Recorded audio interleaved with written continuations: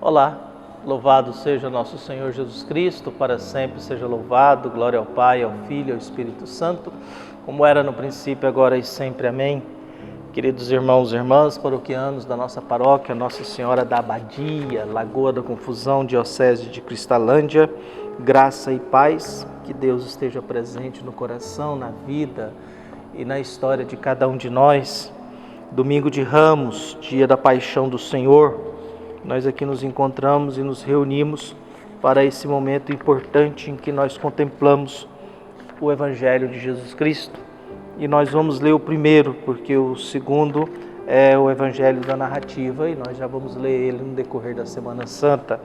Mas vamos ficar então com Mateus capítulo 21, versículos de 1 a 11. O Senhor esteja convosco, Ele está no meio de nós. Proclamação do Evangelho de Jesus Cristo segundo Mateus. Glória a vós, Senhor. Naquele tempo, Jesus e seus discípulos aproximaram-se de Jerusalém e chegaram a Betfagé, no Monte das Oliveiras. Então Jesus enviou 2 discípulos, dizendo-lhe: Ide até o povoado que está ali na frente, e logo encontrareis uma jumenta amarrada, e com ela um jumentinho. Desamarrai-a e trazei-os a mim. Se alguém vos disser alguma coisa, dizei: o Senhor precisa dele, mas logo o devolverá. Isso aconteceu para se cumprir o que foi dito pelo profeta.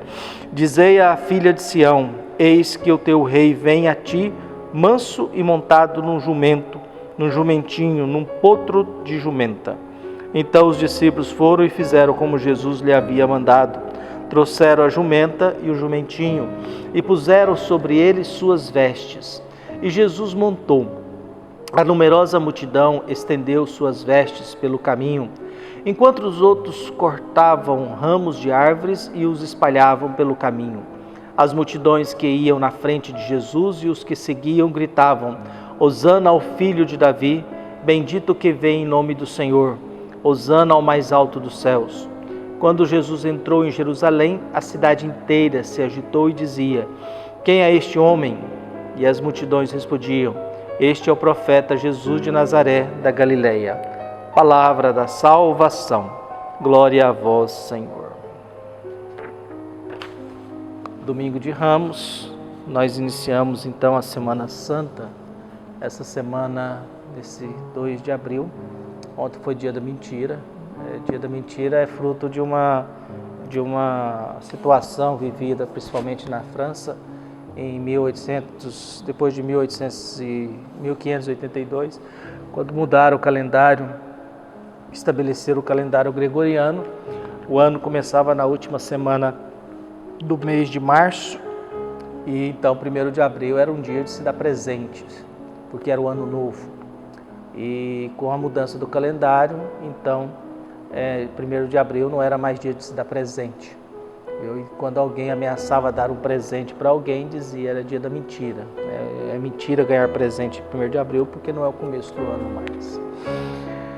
Nós estamos na campanha da fraternidade, refletindo sobre a fome.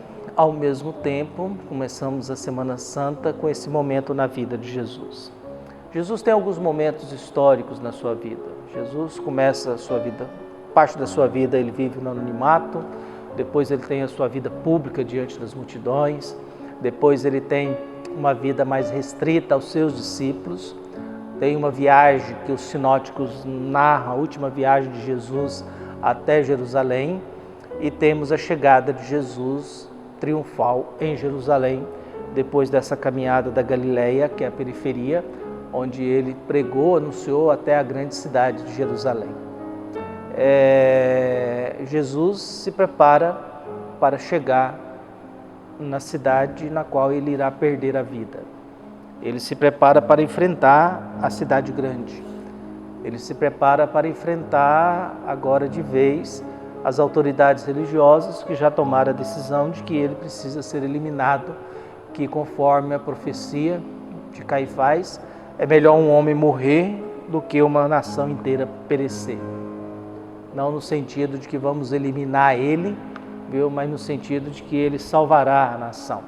Cada pessoa olha a realidade segundo a ótica da fé que possui. Cada um lê uma frase segundo a ótica da frase que possui. Viu? Você pode dizer que ladrão bom é ladrão morto, mas se o ladrão for o filho seu, pode ser que a frase não tenha mais o mesmo sentido. Viu? Pode ser que se seu filho é o ladrão, você vai pensar duas vezes de dizer isso, essa frase. Então as coisas é o que dizia um teólogo, todo ponto de vista é a vista de um ponto. O importante é que Jesus chega em Jerusalém, Jesus pede que seus discípulos, 2, vá lá e pega um jumentinho, porque ele irá entrar em Jerusalém sentado no jumentinho. Por que isso? Porque os grandes reis e os imperadores, os reis, quando iam para o campo de batalha, na volta para comemorar a vitória da sua batalha, ele entrava na cidade montado a cavalo e passava pelo Arco do Triunfo, que geralmente as cidades tinham. Então eles chegavam montados a cavalo, porque cavalo é instrumento de guerra, cavalo é instrumento usado no campo de batalha, e jumento é instrumento de carga, é instrumento de serviço. O que Jesus está querendo dizer ao entrar em Jerusalém montado no jumentinho? Que ele não é um rei aos moldes daqueles que usam cavalo, que volta da batalha, muita gente morta atrás deles, e que agora eles passam pelo Arco do Triunfo montado no instrumento de guerra. Jesus não entra em Jerusalém montado no instrumento de guerra, ele entra montado no instrumento de serviço. Esse rei, ele é aos moldes do serviço. Ele não traz atrás de si um monte de soldados capturados na sua vitória, escravizados, mas ele traz a experiência de muita gente que ele salvou, de Lázaro que ele ressuscitou e de muita gente que recuperou a vida. Jesus entra em Jerusalém com esse sentido. E era normal que as pessoas jogavam seus mantos na frente para que o rei que estava chegando da vitória passasse com seu cavalo. O ritual é o mesmo, uma cidade que recebe aquele que lutou pela sua salvação. Cidade, o gesto de cortar ramos e jogar no chão, de jogar os seus mantos, significa o reconhecimento de alguém que lutou para nos salvar. E por isso Jesus entra em Jerusalém isso. E vem a grande pergunta sempre, quem é este? Viu? É o profeta, o Jesus. Jesus ainda é considerado como profeta, não é considerado como filho de Deus. Mas já é alguma coisa. A primeira característica da vida de Jesus é ser um profeta.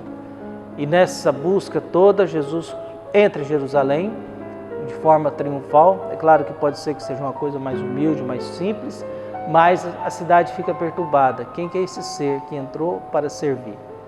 Quem que é esse ser que entrou como rei montado no jumento? E as pessoas cantam e agradecem a Deus e dizendo, Rosana nas alturas, bendito que vem no mais alto dos céus. Uma profissão de fé. O fato é que Jesus vem ao encontro da grande cidade. Jesus vem ao encontro da filha de Sião. E a filha de Sião não consegue acolher Jesus. A filha de Sião, que é a cidade de Davi, que é a cidade de Deus, que é a cidade amada por Deus, não consegue reconhecer Jesus. E é por isso que Jesus, antes de chegar em Jerusalém, ao avistar, Jesus chora. Mas se você soubesse a paz que te visitou, a nossa vida ela é sempre um grande desafio. Às vezes a gente não consegue a paz, porque a gente não consegue ver no outro aquilo que a gente deveria ver. A gente sempre vê o outro como alguém que nos ameaça, alguém que quer tirar o meu lugar, alguém que quer me destronar, viu? Alguém que quer prejudicar a minha zona de conforto ou a minha segurança. E Jesus sempre tentou fazer com que a nossa missão é dar vida ao próximo e vida e abundância. Por isso que a gente possa, no início dessa Semana Santa, olhar para quem precisa, olhar para Deus e caminhar com Jesus. É muito estranho porque hoje Jesus é aclamado, aplaudido, é recebido como um rei que vem na lógica do serviço. Depois a gente vai gritar uns dias depois, crucificam. Que nós nessa insegurança e nesse medo, nessa confusão, possamos encontrar realmente Jesus que vem para nos salvar mesmo. É aquele que dá a vida para que a gente não perca a nossa vida. Um abraço e até mais.